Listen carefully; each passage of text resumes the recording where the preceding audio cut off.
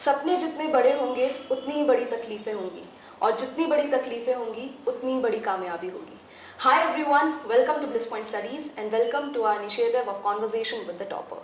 Today we have with us Ms. Parul Arora, the topper of RBI Grade B DPR 2023.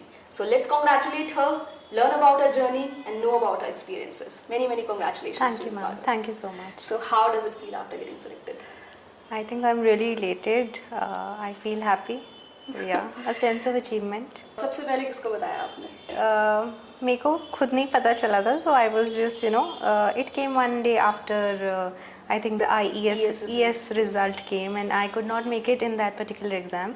So I was just, in the market, and one of my friends called, and he told me that we are going to Mumbai, and I was like, what? So I couldn't believe it at first, and I think that was a very special moment for me because I was kind of in a zone of self-doubt, and suddenly it was like the silver lining that yes, if you work hard, your effort pays off. Somewhere it does. So I think someone told me first, and then I told my mother. So that is how was her reaction? So she was really happy about it. So I called her. I said that what, I got in through RBI, and she wouldn't believe it. And then she called Papa, and then she told him, and then the entire family was very happy, and they were waiting for me to get back home. So nice. So we come to the preparation part. So there are 3 phases of this exam, right? So was there any particular strategy that you followed for every level of preparation? Phase 1, phase 2 and then interview? Yes. So I think that every phase is different in the way it's organized in terms of what is the expectation of that particular stage. For example, if I take phase 1, the phase 1 will consist of MCQs, and it will be more skewed in the direction of solving numericals and not so much about the deeper insights of the economic theory that follows. So my strategy for phase 1 was mostly about solving as much as I can, because I had given this exam once before.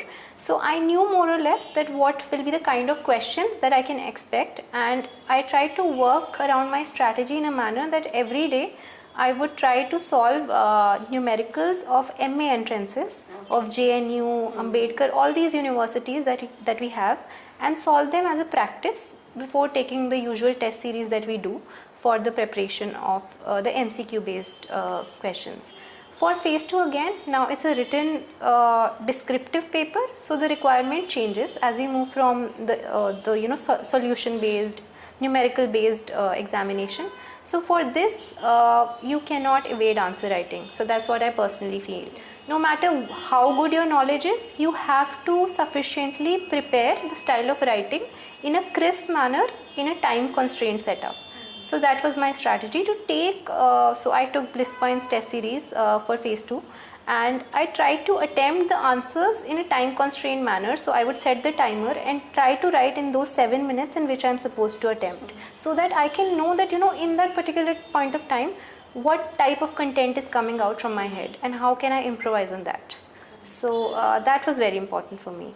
And for phase 3 again, newspaper reading and whatever is prescribed in terms of knowing about RBI, history, background, departments, what do you want to do while you're at RBI, then connecting economic theory to real life applications. So a lot of my questions in my interview were actually based on what is happening around in the economy and how do you think like an economist if you are intended to apply any classroom concept to how the Indian economy's problems can be solved or issues can be resolved. So I think that was very important. Any part of the interview, the final interview, if you can share? Yes, sure. For example, they asked me about the Monetary Policy Committee, and they asked me that suppose you have to collect data on the Monetary Policy Committee's report. So you're supposed to draft a report of the MPC, and now you're supposed to collect data. What kind of data would go into it, and how would you utilize that data? Similarly, they asked me about inflation expectations. What role do they play when we talk about monetary policy? So similarly, they talked about a lot of things. Anything unexpected that you know? Because I had a teaching background, and so they asked me that so the first question, I went in and the first question, have you not got a permanent job in DU? recruitments are happening, so you're teaching at DU. Why are you here? So I think that was a shocker for me, because they were outrightly asking me, why could you not land a permanent job at DU? Why are you sitting for the RBI DPR interview? Because they wanted to know my intentions of pursuing it. And I think I have because I have 2 years of teaching experience, so anyone would expect that I have an inclination towards teaching. But I had to explain them that it is just a part in the process of getting to RBI and augmenting my knowledge further to kind of crack the exam. It's a backup. Yeah, in a way, yes. Okay, so and we need a backup. Yeah, I think everyone needs to. Exactly. So apart from that, it's always said that not just clearing the exams, but to achieve success in any field, the most important thing is remaining consistent towards it. Yes. So how did you maintain consistency? Well, I think there are 2 types of people. Those who are, one, consistent on their own, very disciplined, which I am not, frankly. So for me, my strategy was that I somehow chose the papers that I taught to be in alignment with what was there in the exam syllabus. So basically I was teaching micro for 6 months, and I was teaching maths for 6 months, I was teaching Indian economy. So I was just switching around papers that I teach, so that I'm constantly preparing and consistently not losing touch with the prep. But at the same point of time, I think taking a test series really helped me. So test series is that one portion that kind of gives you that guilt that I need to attempt. This is the due date of the test. I have to attempt it and I have to take it, no matter what the level of preparation is. So I would strongly advocate to everyone that, when you are thinking of preparing, don't wait for your syllabus to, complete. Because that is non-existent. That rarely happens. No one is able to, because of the vast pool of content that needs to be covered, it is almost impossible to reach a point where your syllabus will be complete. So it's important that early on you start with the test series. You take sectional tests. First you take sectional tests, you start covering sections. Once you're through with the sectional test, then you start doing full length tests and learn through the tests. That is also a good strategy. Yeah. So I think that helps maintain consistency. So there are many distractions also nowadays.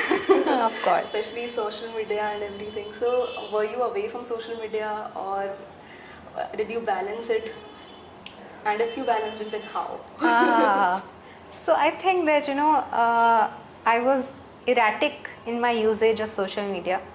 So I treated it more like a stick and carrot strategy. Okay. Wherein I felt that, now I've studied for a long while, and so and so event is coming in my life, so I'm allowed to use social media for a while, and then I would go off track again.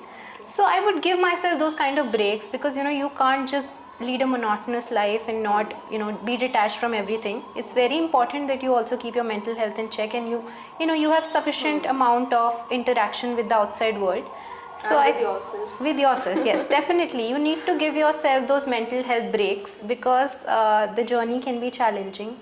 It can induce self-doubt, and it does in each one of us. So I think that it is very important that you eventually know what your balance is, and you kind of strike that balance. So I used to give myself those social media breaks every 15, 20 days, 1 month. I used to go on social media again, then come back, go again. So see, everybody has their own journey of preparation, right? And everybody has their own struggle. So is there anything that you would want to share, or any type of struggle that you face and you think that maybe others are also facing the same problems and you can help them out by telling something? Yeah, I think, sometimes what happens is that we set off into the exam journey with a preconceived notion about ourselves. That, for example, for me, it was that I'm weak in numerical solving. So I always went into the exam mode thinking that I do not have an edge in phase 1. That was the general mindset that I had, because over the years, that was the mindset I developed. You develop it through your experiences or whatever. You kind of ingrain that fear into your head. And I remember when I first took the exam, that fear played out. And I could not really score very high in the first phase, because of which I did not get the interview call. So I cleared the first phase, I got through the second phase, but I missed the interview call by around 8 marks. Now in the second attempt, what I did differently was that I told myself that, look, I'm teaching these papers, I'm teaching maths, I'm teaching micro, I know I have numerical ability. I am from Delhi School of Economics, that has a very rigorous mathematical curriculum, is going to be fine, I have that. So you have to convince yourself and not let these preconceived notions, rule you. And that really worked out for me. So I got the highest in phase 1 this time, somewhere around 86 out of 100. So it kind of changed everything for me, right? So it's very important to not let our own biases stay. So question your bias, whatever you have, that some people think that they're bad at writing. So question your bias, that where is it coming from? Can you really address it? And can you revamp it? And rather than thinking of it as a weakness, you work extra hard on it and make it your strength. So how to stay motivated? Motivation is overrated. So I would really tell you that my personal belief is that motivation is overrated. So there's a book, Atomic Habits, that I read a lot, and I keep going back to it, rereading it. It says that you don't have to look for motivation every now and then, you have to invest in systems. And when they say systems, it basically means be disciplined. You cannot rely on your mood if you are in the prep journey. You have to not let your mood dictate you. Because if it does, then it is very difficult to maintain consistency. You let motivation guide you, and not every day will you feel motivated for the exam. So I would rather say that, be disciplined.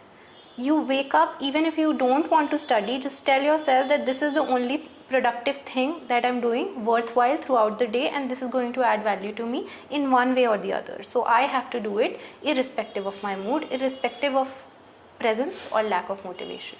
So invest in those kind of systems. So last but not the least, a few words for our viewers. I think, it seems hard, but it is actually not that hard if you're consistent with your prep. So just go and take the plunge.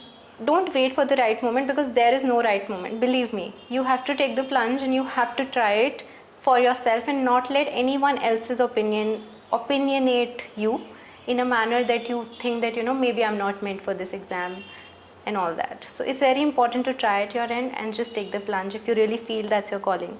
That's it. You're amazing. Thank you. Thank you so much for joining us. Thank you so much. Congratulations again, Thank you. Parul. Thank All you. the best. Thank you.